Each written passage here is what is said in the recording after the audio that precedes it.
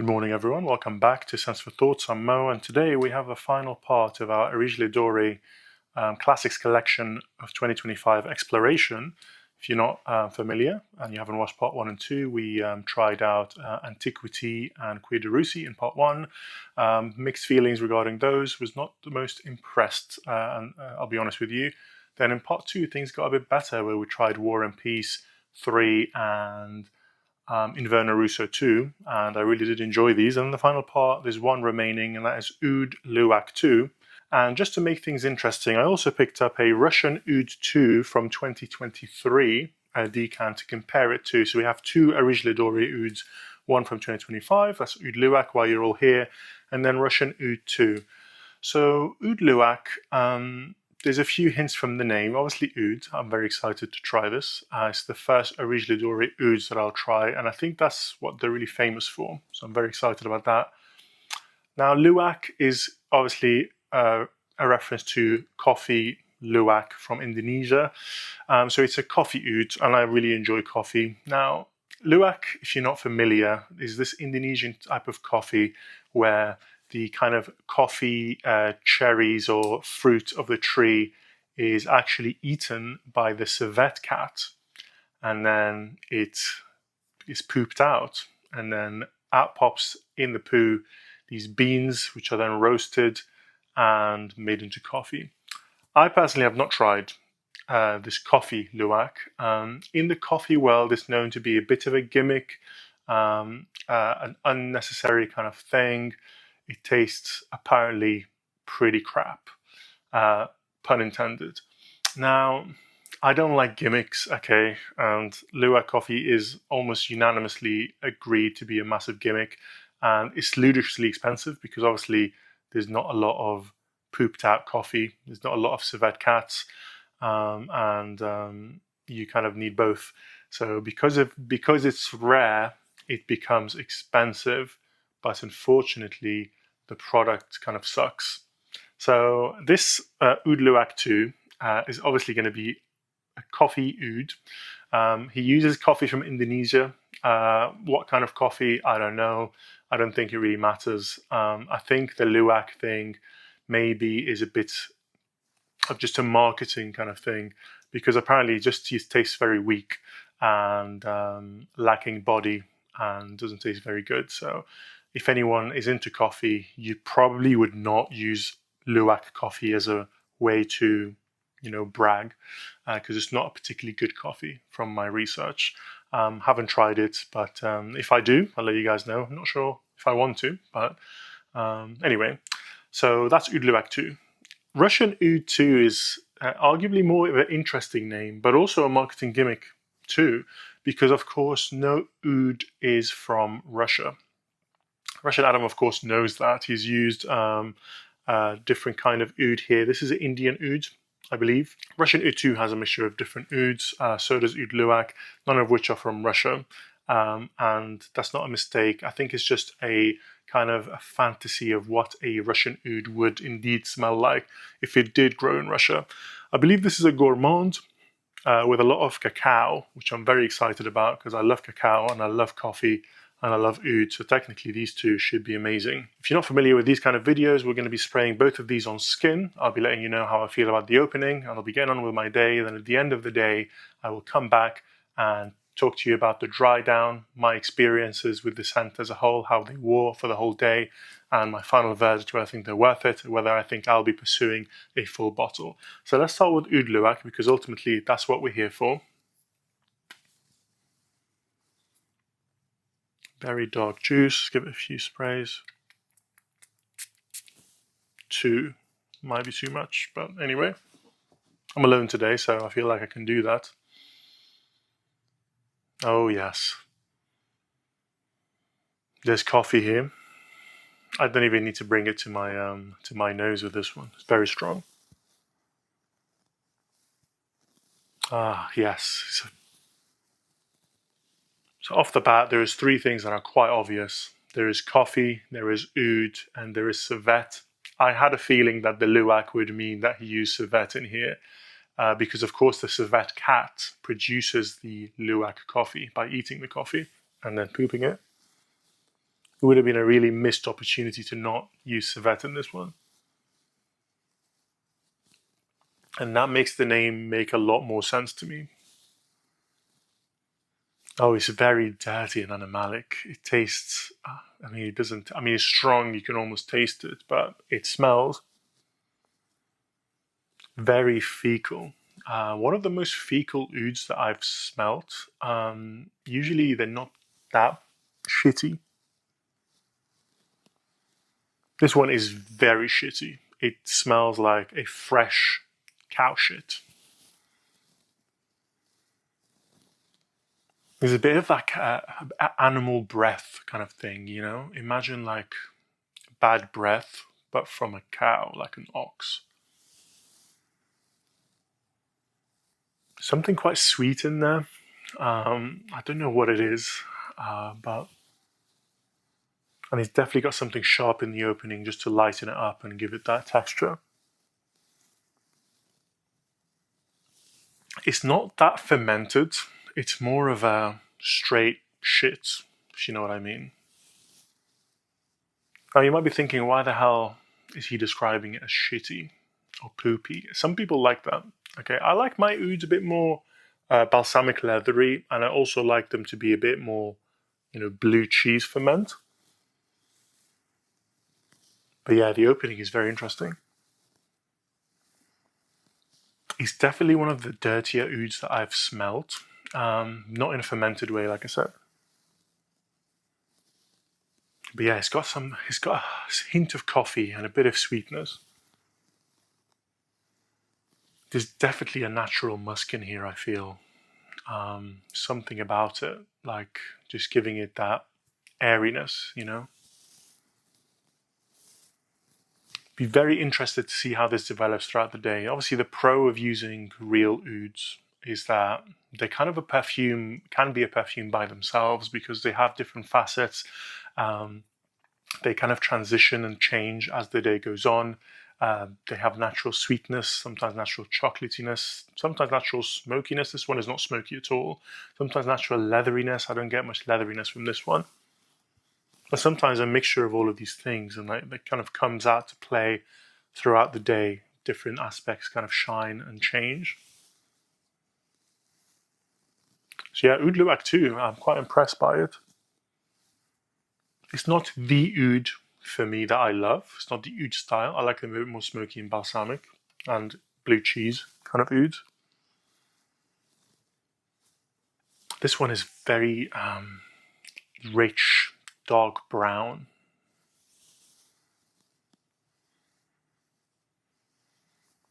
Yeah, it's fantastic. It is calming down a bit. That kind of breathy animalic thing is kind of toning down already.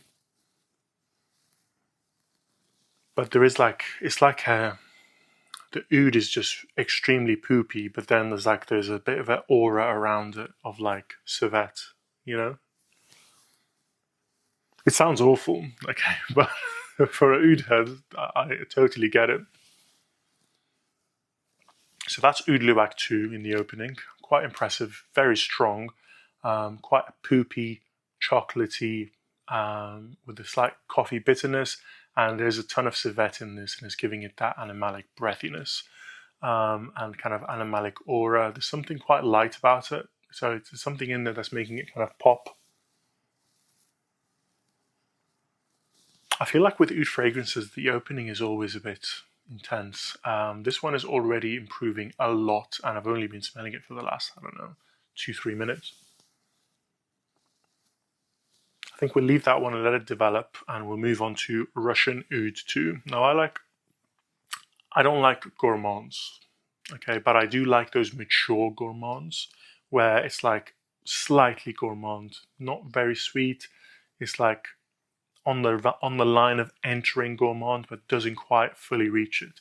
Stuff like Vanille Havan, stuff like Sweetie Oud is definitely full gourmand, but it's not sweet. It's something bitter and smoky and intensity about it. I like those like adult gourmands, if you like. So I'm very intrigued by Russian Oud 2 and the chocolate part as well. So let's give that a go.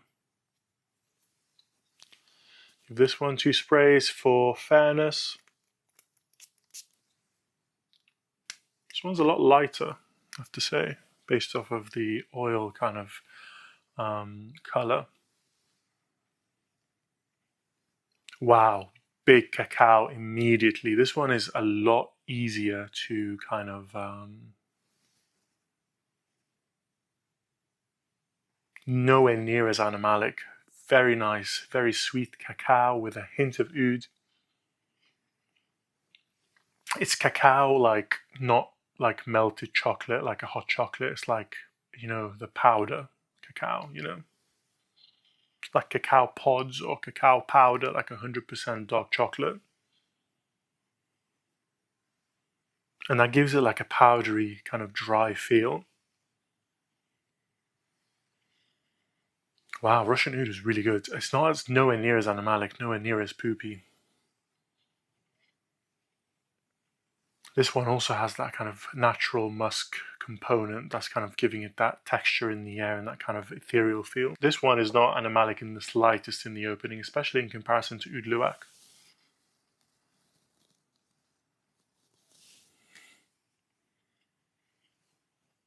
This is a lot more tame, it's a lot more chocolatey. I feel like the chocolate at the moment in the opening is kind of doing all the heavy lifting, whilst the oud is kind of still hasn't woken up quite yet.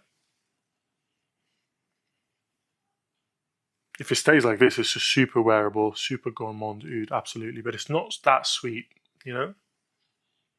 It's chocolatey, but it's not sweet. It's like a super dark chocolate, powder. There's something fermented about it. I think it's the cacao playing off with the oud. Super easy to love this one, I have to say. Of course, the problem with this Russian Oud 2 is that it's not in stock anymore. It's the last release in 2023, so good luck trying to get it at a reasonable price. But it's very beginner friendly. I'd say this is a beginner friendly real oud. Like, it's not crazy animalic. It's got the chocolate to kind of hold your hands and ease you in. It doesn't challenge you. There's nothing like the other one is so civetty, it's unbelievable. This one is very easy to like though. The opening really is beautiful. It's immediately you like it. It's not challenging in the opening. Now, I do wonder as it wears throughout the day if it will change or it will stay like this, because I feel like if it stays like this, it might be a bit boring. But yeah, Russian Oud 2 is very nice, very chocolatey. I do like it. Let's just go back to Oud Luwak 2 before we leave it here for the opening. Yeah, wow, it's settled and it's completely different just in the last 5 minutes after spraying. I'm not cutting the vid really, it's just going, I'm filming the whole time, so. Wow, okay, the civet is coming in strong. The animalicness is kind of settling and it smells more leathery. It's more leathery and dry, and there's something like smoky about it, but it's more of a musk. It's not like ash or black smoke, it's more like a white smoke. Wow, it's totally different from when we first sprayed it. It's unbelievable. It's more leathery, more dry, more civet-like. I'm not getting much coffee anymore. If you really focus and like pin it down, you can get a bit of bitterness from coffee. But I feel like if I blind sprayed this and I didn't know what it was, if I in the first few minutes I'd be like, yeah, there's a bit of coffee in here. But if I just leave it for 5 minutes, I would not be able to guess that there's coffee in this. It's much more relaxed now. The poopy aspect has kind of dissipated. That civet breathiness has just become more leathery and just and dry and calmed. It's really calmed on the skin. It feels like I'm smelling leather, not skin, when I put my nose up to it, if you know what I mean.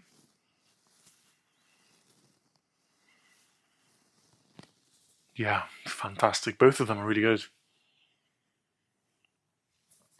Off the bat, Russian Oud 2 reminds me of Oud Monarch by Bortnikov, but Oud Luwak smells a bit more unique.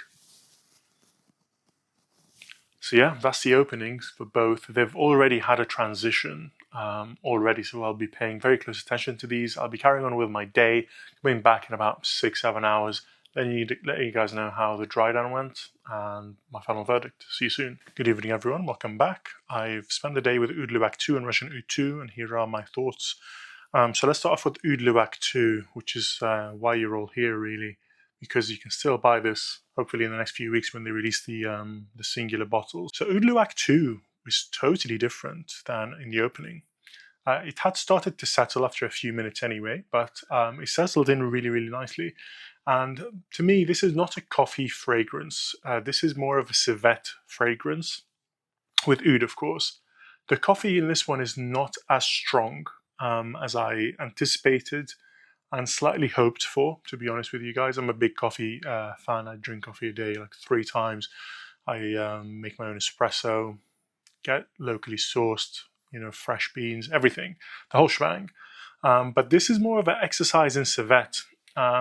It's very unique, I have to say. So, wow, okay. So Oud Luwak 2 is very, very earthy and kind of balsamic. It has that kind of petrichor kind of thing, where it's like rain on soil. So I imagine that I'm in kind of a rainforest in Indonesia. Perhaps not in the highest of heat where the humidity is crazy, maybe in the winter, where I'm sure it rains throughout the year anyway. And I'm kind of sat at the bottom of this tree. And this tree is an agar wood tree, so oud, but the tree is not, I'm not really stuffing my face into the tree. I'm kind of sat at the bottom on the soil, resting in the shade of this tree as it rains. I can smell the kind of moist, dark, chocolatey kind of soil. And when water hits it, it has a very particular smell. They call it petrichor. Very strong in this one, gives it that earthy vibe. I'm kind of catching whiffs of the oud, which is the tree that I'm resting on. But it's not center stage. What's center stage is actually what I'm seeing with my eyes. And I'm seeing a civet cat kind of eat coffee cherries, if you like. And the civet for me is like the main thing that I'm seeing. I can smell the soil and I can smell the oud, but it's the civet that's the main player here. It's very civet heavy. The civet was initially very animalic and quite breathy, but it settled into this really super leathery and luxurious kind of thing. It's an amazing civet fragrance, I have to give it that. It's earthy, it's a bit balsamic and leathery. It's actually relatively well blended, which surprised me. By well blended, I don't mean that it's per se a smooth composition. No, it's not smooth at all. It just feels like it was made with intent. So perhaps well blended is a bad kind of way to describe it, because it's still very raw and edgy and quite harsh in the way that it wears. It's very strong, a lot stronger than Russian Oud 2, which we'll talk about in a minute. I only did the 2 sprays from this sample bottle, and it was just very present throughout the whole day, catching whiffs of it every time I move. Even if I'm just sat there and I close my eyes, I just smell for a bit. It's just got a really good scent bubble around you when you do wear it. So when it comes to the performance, obviously it's an extra and it's like 30 ml. It's pretty good, so that kind of justifies the lack of quantity of juice that they do give you. The coffee is there, okay, but the coffee is really not center stage whatsoever. The coffee kind of plays with that petrichor kind of thing. It's very earthy. It's adding to that earthiness. I think whatever oud he used here is quite earthy. It's very unique, to be honest with you. I haven't smelled many ouds like this, so top marks for Oud Luwak 2. The opening, extremely, extremely challenging, but give it about half an hour or so, it really settles down. The animalic nature and the challenging nature really calms down, and it's beautiful. It's just it's so leathery because of that civet, but you can smell that petrichor thing. The one fragrance that does the petrichor thing in such a soily, kind of metallic, edgy way, almost acidic, is Orto Parisi Risveglium. and they kind of takes me. That one is in the Amazon rainforest where it takes me. This one takes me to the Indonesian rainforest because of the civet thing. But they do have that earthy metallic thing. It's fantastic. I do really enjoy Oud Luwak too. Is it my ultimate oud? Probably not, because I want something a bit more burnt, smoky, a bit more balsamic, not too earthy, but this is wonderful. Definitely one of the best ouds that I have smelled. Off the bat, I think this is the best of the entire collection. I knew that they would not disappoint with the oud, so this is definitely in the number one spot. Number two spot is going to be Inverno Russo. Number three would definitely be War and Peace 3. That's definitely my top three.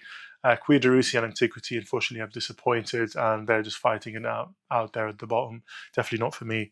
But that is my verdict on this collection. Oud Luwak is definitely number one.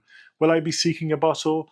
Maybe. I'm going to look at the price and see, but it's a very unique fragrance. It's very earthy.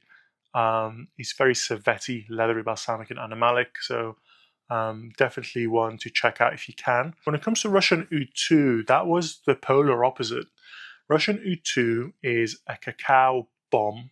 The cacao does settle in the end, but in the beginning, there's no oud whatsoever. It's a super powdery cacao powder. It's not chocolatey. It's not like a drink. It's not like a melted chocolate or a chocolate bar. It's like just pure cacao pod that has been roasted. It's quite roasty. It very much reminds me of Oud Monarch by Botnikov. I'm definitely going to be putting these up side by side and trying them and seeing which one I do prefer. The good thing is I can't get Russian Oud 2 because it's a 2023 release. But the fact that there's something similar on the market, it means that if I really do want a chocolatey oud, that there is something out there like the Botnikov that will do the trick. But I am interested to put them up side by side because they basically have it's a very similar composition, very similar idea, and it'll be very interesting to see between these two brands that are often compared. I feel like this is a good comparison to make because it'll be very interesting to see if I can tell the materials, if one is better than the other. With performance, Botnikov's probably not the best at performance. We'll see if this kind of stands up to it. And overall, just how well made they are, as in Perfume to Perfume, Russian Adam versus Dmitry Botnikov, who's done this brief kind of better. So I'm definitely interested to try this out, but I'm not in love to go and swing for a bottle. It's nice, the cacao is still there, still burning off in the background, but it's not the most original or exciting. So definitely not as excited about Russian Oud. It's not animalic at all. It's not challenging at all. It's very wearable, very easy to like. It's not too sweet. It's perfectly in the middle. I feel like I like my ouds to show a bit more commitment. Maybe I just want something a bit more challenging. But for a lot of people out there, I think Russian Oud 2 might be their ultimate oud because it's so easy to love. It's not challenging. It's got that cacao powderiness. It's wonderful. So that was my verdict on Oud Luwak 2 and Russian Oud 2, and that's the end of this series of testing out this new collection by Areej Le Doré. Like I said, Oud Luwak is definitely in the number one spot, followed very closely by Inverno Russo, then War and Peace 3. The other two, not really interesting to me in the slightest. Will I swing for a bottle or not? I'll have to really consider other ouds first to see if this is the one for me, because I don't wear oud fragrances regularly. Or rather, not real supernatural ouds. Like I happily wear the Frederic Malle, the Moon type ouds any day of the week, but they're not really like super oudy. I feel like for my collection, I only need one crazy oud, supernatural kind of artisanal oud. Oud Luwak is definitely in contention for that, so I might pick it up and just continue to sample other ouds on the side before I find, the perfect one. But it's definitely very, very interesting. If you want something that is super animalic with civet and very earthy, this is definitely the one to go for. I had a great time testing out these Areej Le Dorés. I hope you guys found it useful. If not, at least entertaining. I hope it's helped kind of guide your ideas regarding purchasing so you can kind of buy with a little bit more knowledge rather than fall into the hype for some of these. And if anyone has any Areej Le Doré samples, I would love to try some more of the brand. Get in touch with me. My email is in the description box. Thank you very much for watching, and I'll see you next time.